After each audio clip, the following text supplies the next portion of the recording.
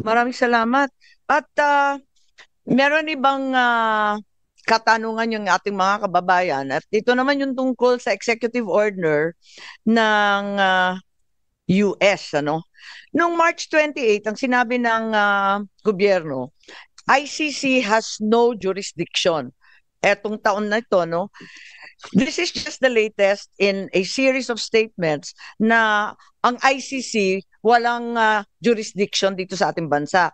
Gusto ko sanang tanungin ulit sa ating executive kung ang dating Pangulong Duterte ay nasa ilalim ng protected person under the executive order issued by the US President Trump, which imposed sanctions on the International Criminal Court. Kasi si Presidente Trump, hindi niya gusto yung ICC, di ba? Hindi nga nakilahok ang Amerika dyan. Under Section 8D2 of the EO, any foreign person who's a citizen or ally of the US that has not consented to ICC jurisdiction, o parang Pilipinas, over that person or state party is a protected person sa ilalim nung kay Presidente Trump. So ang Pilipinas hindi na state party. At yung executive, sinasabi naman na hindi talaga ICC ang may jurisdiction sa atin. Kaya gusto ko sana tanungin, si Presidente Duterte ba ay isa sa protected person sa ilalim ng executive order ni Presidente Trump? Non-NATO ally na former or current official. So gusto kong malaman kung si PRRD nga ay protected person sa ilalim ng executive order, sino ang mako-cover sa asset freeze under Section 1 ng executive order ni Presidente Trump? Pwede bang parusahan ang mga sumapi sa pag-aresto katulad ni General Torre? Anong mangyayari kina Garma at kina Leonardo? Kasi ang pagkaalam natin, yung iba sa kanila at yung pamilya nila ay nasa Amerika na.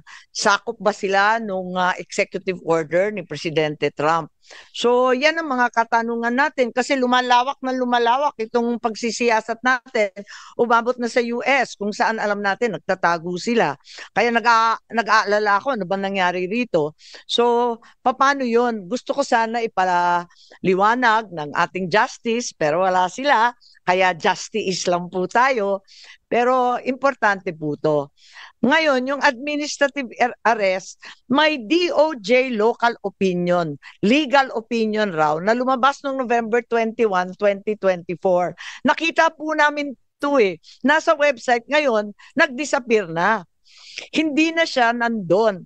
At ang liwanag doon sa legal opinion na mismo yung DOJ USEC na sumulat nito, ang balita ko si Yusek Chan, the DOJ does not consider an Interpol Red Notice an arrest warrant.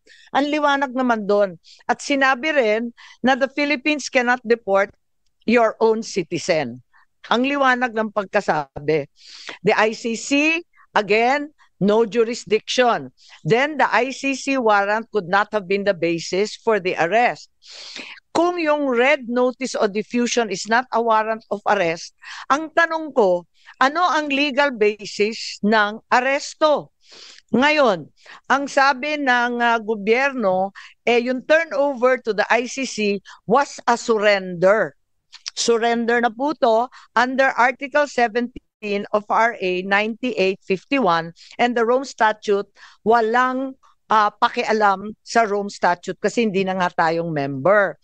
I need to point out that before they can actually surrender PRRD, they have to arrest him to have him in custody. If there was no warrant issued by the court for PRRD's arrest, does that mean that it was an administrative arrest? Was the administrative arrest valid? Was the DOJ or whoever ordered the arrest empowered under 9851 to effect an administrative arrest? Nakakatuwa kasi kanina nabasa ko lang sa dyaryo, tamang-tama, na yung spokesman ng ICC, Dr. Fadi El Abdallah, sinabi that the surrender of former Philippine President Rodrigo Duterte of the ICC to the ICC was a decision entirely made by the Philippine government. And if there is any question about whether it was lawful or not, it will have to be submitted to the judges.